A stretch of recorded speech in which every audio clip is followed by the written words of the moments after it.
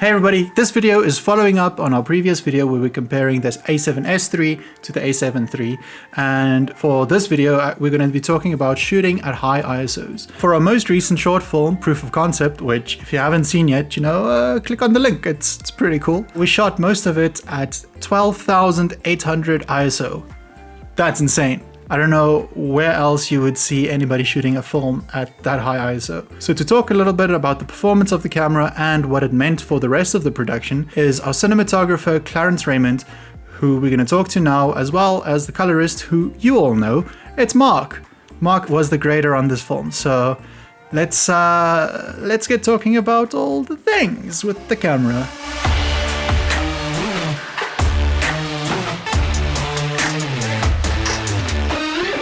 Hey guys, how you doing? Good, how are you? Good, thanks. So just tell us a little bit quickly, who are you and what do you do? Okay, so I'm Clarence. I work in the film industry predominantly as a camera assistant, clapper loading and pulling focus, but I also shoot a lot. So whenever I get the chance, I pick up a camera and do some cool stuff. Like Proof of Concept with you guys a couple of weeks ago. So that's who I am. That's what I do. So yeah, I think let's just jump straight into it. I mean, I don't know if you planned for it. You can maybe tell us a little bit about that. But like, I was just seeing like, oh, you're shooting at like 12,800 ISO the whole way through. I was like, okay, maybe just this shot, maybe that shot. Because we did shoot another shot with the A7S III redacted, and that DOP was like, no, we're going to stick to the native 640. So he was like pumping a lot of light everywhere. So tell us about your mindset around shooting it at that high. Okay. So the main reason for shooting 12,800 was more because of the lens that we had. So because we shot a mockumentary, it was really crucial for me to use a parfocal lens that we could do some smooth zooms in on those comical moments. So I think for the purpose of what kind of project it was, working with a limited budget, the Sony 28 to 135mm T4 was the best lens that we could get for bang for your buck. And because I knew I was limited to shoot at T4 minimum, or that's as wide as I could open the lens, I knew that I couldn't shoot at 640 because yes, we are shooting a mockumentary, but also the mockumentary is about a film crew shooting a horror film. So the lighting aesthetic had to kind of be low key and had to be very moody and dramatic and a little bit less saucy in the sense that we have a lot of lights in the scene. So shooting at 12,800 was kind of the only option we had to still have enough exposure to make everyone look good in scene. And that was the major move behind staying at 12,800 throughout the shoot, or throughout most of the shoot rather. Because obviously during the day stuff we would still shoot lower because it's day. Yes, so during those couple of day scenes we stick to 640, and I happily stopped down on the lens a little bit because we were working with a more documentarian kind of visual look. We didn't need all of the shallow depth of field, so that was fine for me. And I also think the fact that we had to cover so many pages in such a short amount of time. Basically, we initially had conversations about sort of lighting the ambient light of the sort of crew. Obviously very intentionally, and then the horror side, but then I think also while we were shooting at that ISO enabled us to shoot both ways, you know what I mean? Whereas if we sort of did it the opposite way and sort of flipped around the room, as you would do normally, then I think we wouldn't have finished on time. Yeah, I think that was the massive plus for shooting with the A7S III on the shoot. Like you said, we were very constrained with time and we had a lot of pages. I think we did 9 pages per day. With how many cast were we in total? Like 8 or 9? It was 10, yeah.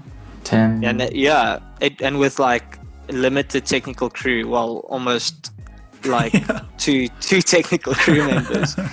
And that was quite fun for me shooting with the camera because I could light like the moodiness of the set, and then all I had to do is just like bounce some other light off a white reflector to fill in the actual cast members that we were shooting, and that was more than enough. We didn't have to add a lot of light or stop down now or change ISO.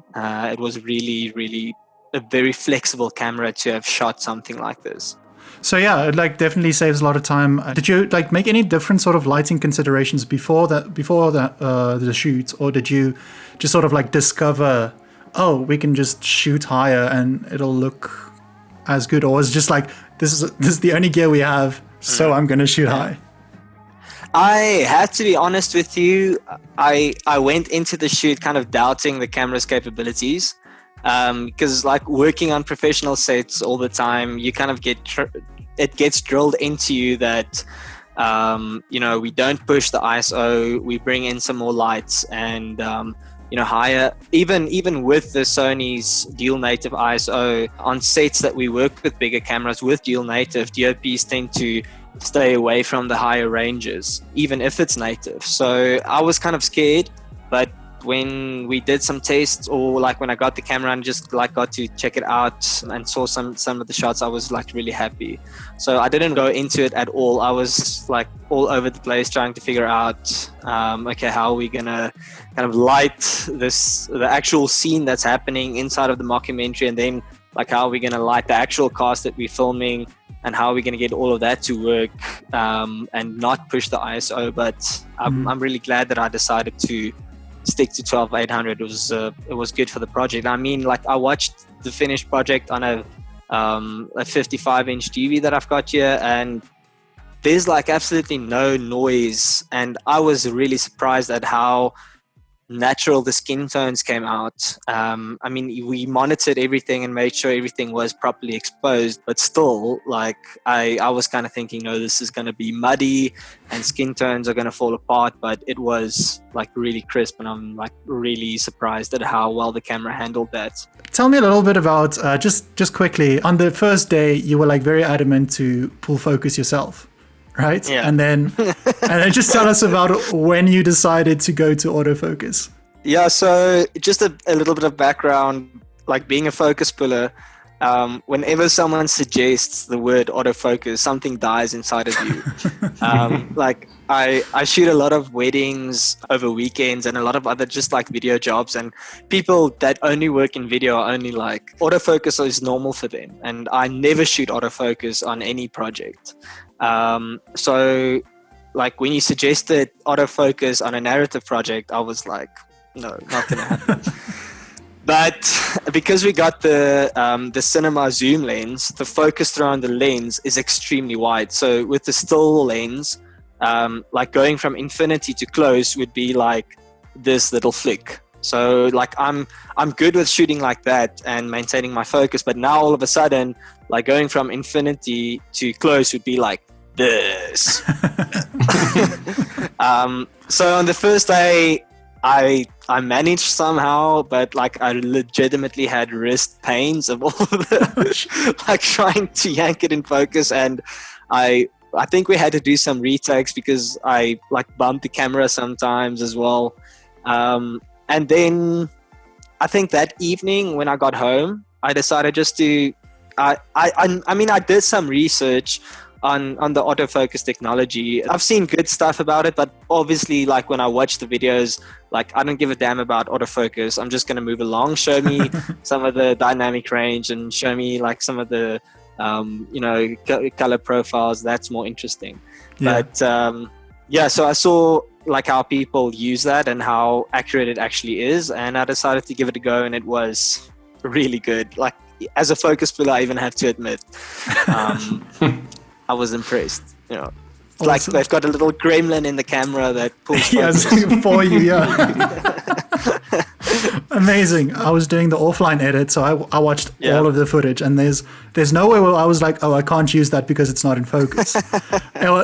Literally, I think you did a spot on job there. You should hire this guy. Everybody out there, you should hire this guy. Thanks, man. Appreciate it. Thank you. Okay, well, I think that's good for this segment. Is there anything else that you want to say about the camera? Yeah, I think what was really exciting for me as well was the in-body image stabilization on the sensor. Mm-hmm. And that was also something that I thought of if we didn't have a camera that had that, we would have had to spend some more money on like getting a shoulder rig or something. And that also like helped a lot and added a lot to the shoot, I think, especially with this being a run and gun thing. And like me doing everything solo camera, I don't have like an assistant that can quickly take camera from me. The camera was literally like hanging from my neck the whole time, and I could just like pick it up and shoot it, and it had that floaty documentarian shoulder rig like look to it. So that was the other thing that also really impressed me, I think, for this kind of shoot, that worked really well. Yeah, that's something I was worried about, is that I was worried about it being sort of too much. Yeah. But then I think we actually found that you were adding more yourself on top of that to make it feel sort of more that way, which was I was really impressed with that as well. It really feels like it's a sort of docu-cam shoulder rig sort of type vibe. Yeah, I think it really nailed that. Cool. Okay, I think we can end it there. Thank you so much, Clarence. Awesome, guys. Thanks. It was fun doing it. Thanks, man. Cheers. Thanks, man. Awesome. Cheerio. Cool. Yeah, so there's a lot of flexibility that comes from shooting at such high ISOs. But Mark, in the terms of the grading, tell us a little bit. Was it more difficult? Was it the same? Was there a lot of noise? What was your experience? So when it came to color grading, I was a little bit nervous about noise because we had shot in this sort of documentary style, facing the camera to follow the action. There was bound to be shots or parts of shots that would have been addressed differently in terms of light and exposure if the style of the film was more traditional or conventional. But really at 12,800 ISO, I was pleasantly surprised that the noise was actually very manageable. There were a few cases, especially in the climax scene, where the aforementioned 360-degree nature of the mockumentary style became a little bit troublesome in terms of noise, because the scene was intentionally quite dark and contrasty already, and we had the difference of lighting the crew and lighting the actual scene that the crew was shooting. So it became a little bit difficult managing the noise without everything looking sort of too smooth or like it was covered in Vaseline.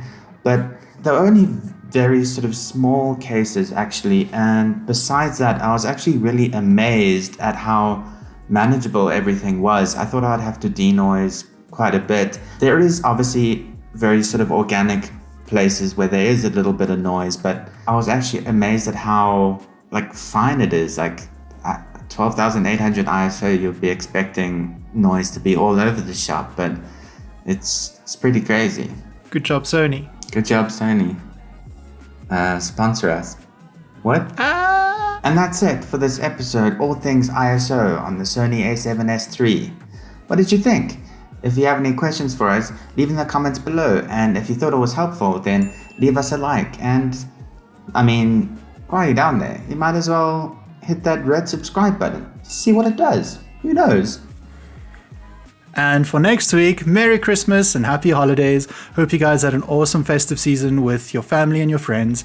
And on Christmas Day, we're actually going to be releasing a little Loot Pictures Rewind video.